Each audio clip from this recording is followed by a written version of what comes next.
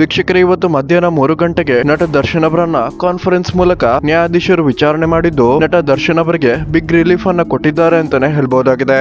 ಒಂದು ಮಾಹಿತಿಯ ಪ್ರಕಾರ ನಟ ದರ್ಶನ್ ಅವರನ್ನ ಇವತ್ತು ಬಳ್ಳಾರಿ ಜೈಲಿಗೆ ಕಳಿಸಬೇಕಾ ಅಥವಾ ಪರಪ್ಪನ ಅಗ್ರಹಾರದಲ್ಲೇ ಉಳಿಸಿಕೊಳ್ಬೇಕಾ ಅನ್ನುವ ವಿಚಾರಣೆ ನಡೆದಿದ್ದು, ನ್ಯಾಯಾಧೀಶರು ಈ ಒಂದು ವಿಚಾರಣೆ ವೇಳೆ ದೊಡ್ಡ ರಿಲೀಫ್ ಅನ್ನ ಕೊಟ್ಟಿದ್ದು, ನಟ ದರ್ಶನ್ ಅವರನ್ನ ಬಳ್ಳಾರಿ ಜೈಲಿಗೆ ಕಳಿಸದೆ ಪರಪ್ಪನ ಅಗ್ರಹಾರದಲ್ಲೇ ಉಳಿದುಕೊಳ್ಳುವಂತೆ ಮಾಡಿದ್ದಾರೆ.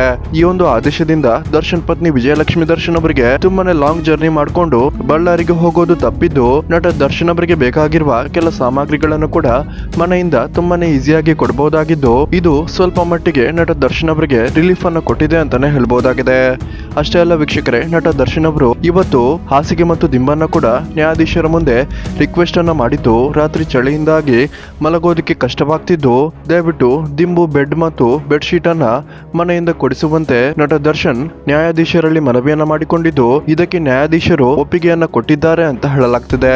ಅಷ್ಟೇ ಅಲ್ಲ ವೀಕ್ಷಕರೇ, ಮನೆಯಿಂದ ಊಟ ಕಳಿಸುವಂತೆ ನಟ ದರ್ಶನ್ ಅವರು ನ್ಯಾಯಾಧೀಶರ ಮುಂದೆ ರಿಕ್ವೆಸ್ಟ್ ಅನ್ನ ಮಾಡಿದ್ದು, ಇದಕ್ಕೆ ನ್ಯಾಯಾಧೀಶರು ಒಪ್ಪಿಲ್ಲ ಅಂತ ಹೇಳಲಾಗ್ತಿದೆ. ಕನಿಷ್ಠ ಸೌಲಭ್ಯವನ್ನ ನಟ ದರ್ಶನ್ ಅವರಿಗೆ ಕೊಡುವಂತೆ ಪೊಲೀಸರಿಗೆ ಸೂಚನೆಯನ್ನ ಕೊಟ್ಟಿದ್ದಾರೆ ಅಂತ ಹೇಳಲಾಗ್ತಿದೆ.